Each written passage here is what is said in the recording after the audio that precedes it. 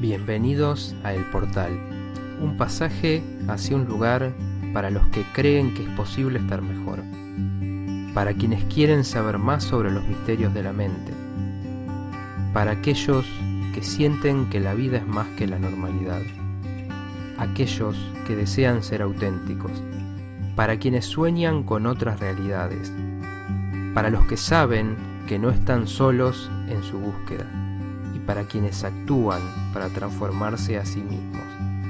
El Portal, psicología de otra dimensión.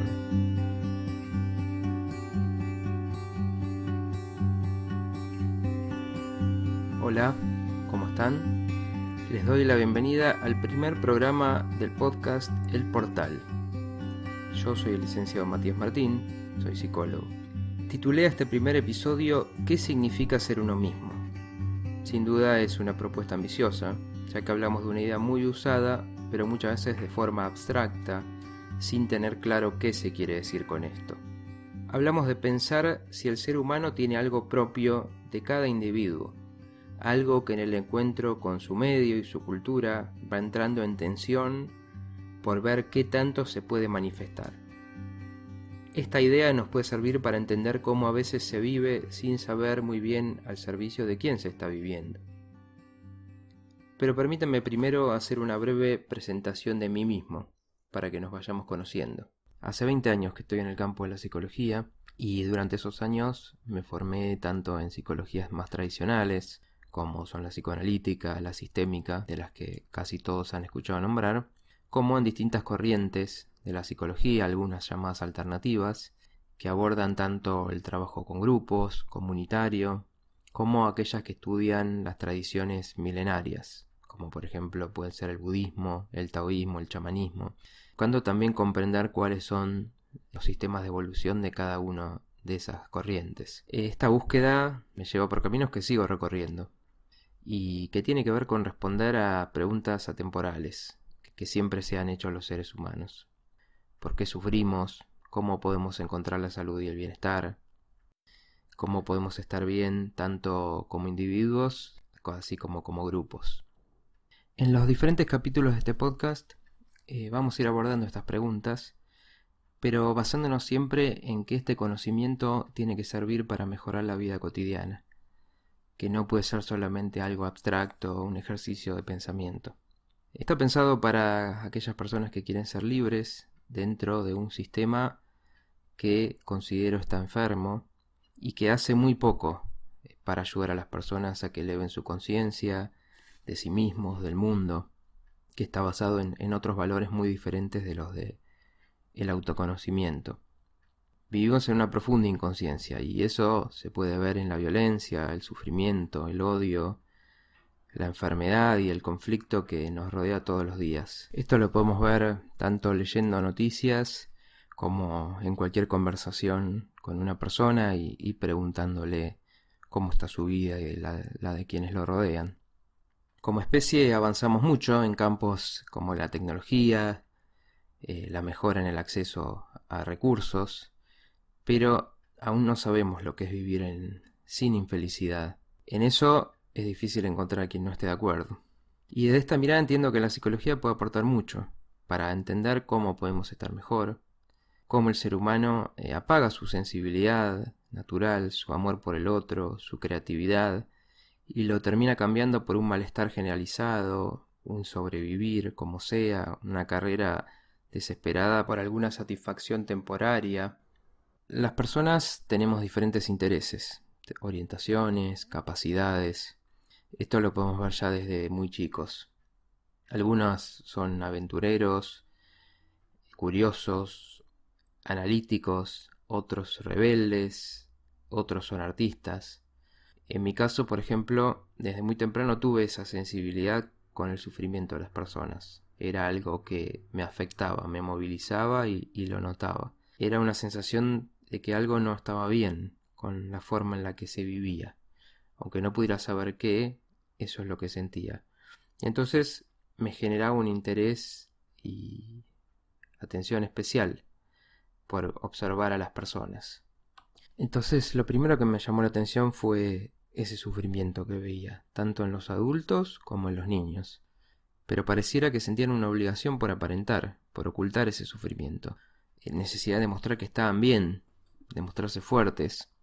Quizás si yo les pregunto por el mundo de los niños, ustedes piensen que es un mundo de juegos, de emociones que los desbordan, de risas, de curiosidad, de interés por todo, o también de esas muestras de afecto desinteresadas, de enojos y llantos desconsolados. Ese es el estado más puro de la espontaneidad. Pero los niños también necesitan afecto y atención, y de a poco van descubriendo cómo conseguirlo.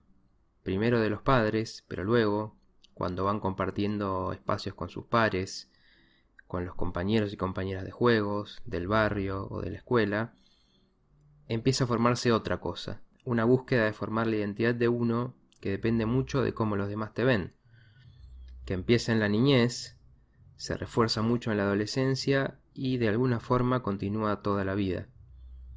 Y creo que personalmente empecé a notar esto muy temprano, al menos desde los primeros años de la primaria.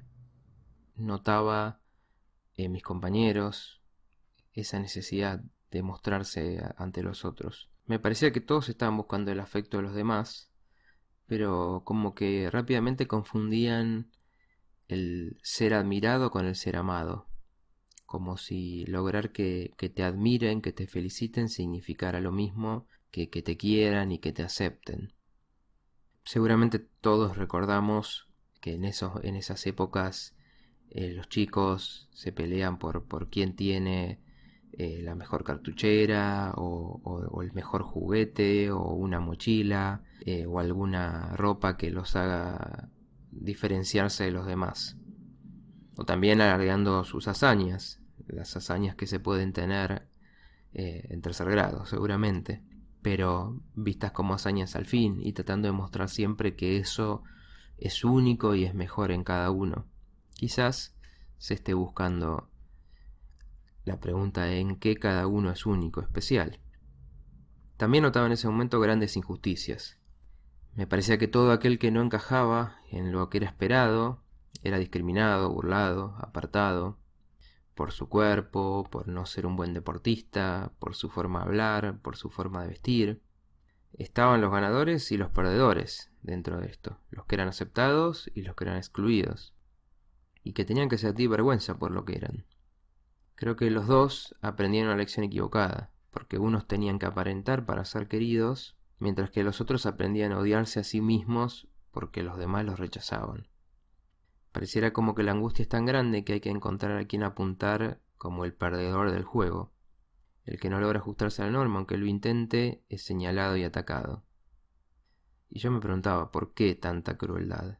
Y llegaba a ver que detrás de todas esas apariencias había algo más esencial en cada uno, algo que por todas esas exigencias tenían que guardarse. Porque, claro, ¿quién va a querer mostrar algo valioso si va a ser maltratado por eso? Y quizás uno podría pensar que esto pasa porque la autoestima y la personalidad de los chicos y de los adolescentes después, donde esto sigue, es frágil, se está formando. Pero realmente el mundo adulto es distinto a esto. No vemos hoy las redes sociales plagadas de fotos, de sonrisas, buscando mostrarse lo más feliz posible. O no está llena de gente escribiendo para ser aplaudido por lo que piensa, por un like. No están los medios masivos todavía llenos de gente que se muestra como perfecta, aunque eso tenga que ser por medio de cirugías y efectos visuales. ¿No se valora el éxito y la riqueza como si fueran el remedio a todos los males?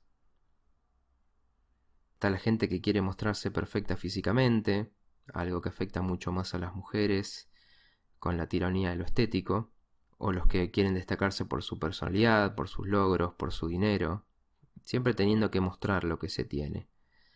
Y para peor, todos nos volvemos en jueces del otro, porque quizás nos da placer o nos divierte encontrar esa falla en el otro, esa falla en el intento, eso que se está tratando de esconder, verlo entre los huecos.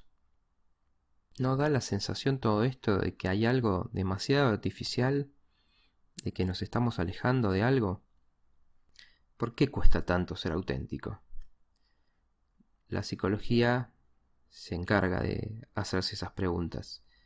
Por ejemplo, el psicoanálisis clásico, el de Freud, decía que los padres son muy importantes en este momento porque son los encargados de reprimir nuestros impulsos, nuestro descontrol, todo eso innato. Entonces nos dan una serie de reglas y valores que hay que seguir, que tienen que ver con la cultura de la que ellos vienen y conocen. Y esto hace, claro, que grandes partes de nosotros queden afuera de lo que es aceptado.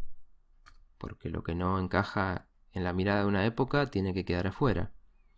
Entonces nos dividimos entre una personalidad que se puede mostrar y otra parte llena de deseos, de pensamientos, de acciones que no se pueden confesar. Freud destacó especialmente que los deseos sexuales y los impulsos agresivos, el deseo de matar, de destruir, que también es parte nuestra, y a veces nos pasa con las personas que queremos, que tienen que ser las partes que se necesita ocultar, que no se puede aceptar. Después otros autores psicoanalíticos, como Donald Winnicott, por ejemplo, van a decir que también depende mucho del cuidado, atención, contención, apoyo que se reciba por parte de la madre o quien nos cuide en los primeros meses, el que podamos sentir confianza por nosotros mismos o por el contrario estemos llenos de inseguridad y de odio por nosotros mismos. La psicología también nos ayuda a que esta personalidad, este ego tan limitado que de alguna manera estamos criticando acá, es un mal necesario. Necesitamos a ese personaje que aprende cómo relacionarse con el mundo. De alguna manera, la personalidad es el personaje que ese artista interior creó para entender cómo adaptarse. Qué tanto se puede mostrar, cuáles son los límites de la convivencia con los demás, cómo hacer para ser querido, cómo evitar el rechazo. Pero indefectiblemente se ve que esa adaptación termina fallando, termina siendo demasiado rígida, demasiado limitante, exagerada, y nos termina creando más sufrimiento del que en algún momento supo evitar. Entonces no somos auténticos porque seguimos deseos y reglas demasiado rígidas de nuestros padres, de la sociedad, y porque si no somos amados y aceptados por nuestros padres, o quien nos cuida o quien nos cría, difícilmente podemos querernos a nosotros mismos. Y entonces vamos a estar buscando esa aprobación de los otros para sentirnos queridos, aunque eso signifique sostener este personaje que actúa en nuestro lugar.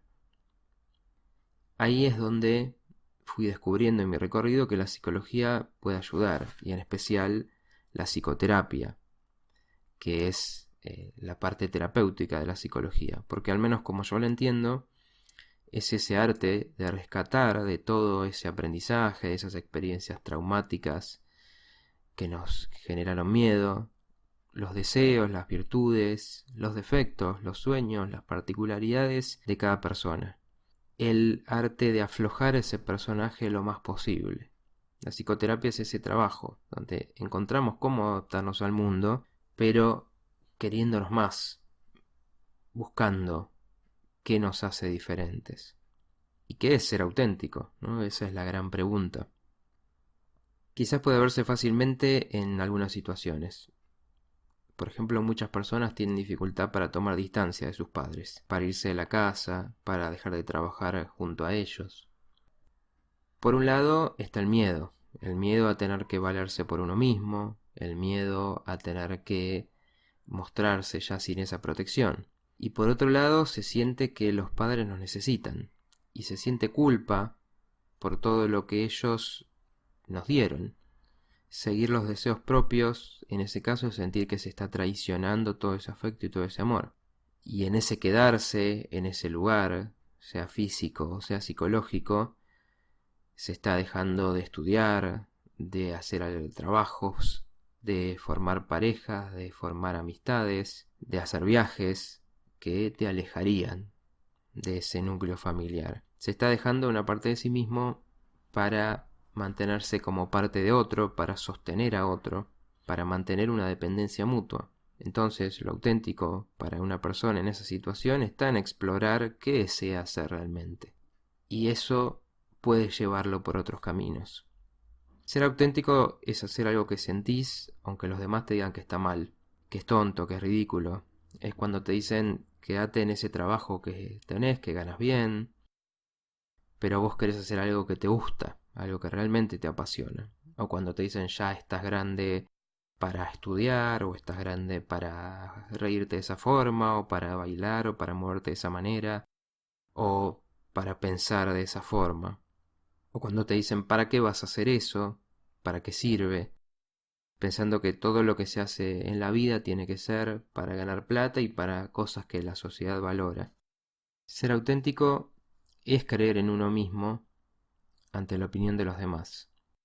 Porque la opinión de los demás, en general, salvo el de quienes realmente saben vernos y nos conocen, casi siempre está formada de esas ideas llenas de miedo y conformismo de las que rara vez sale algo valioso.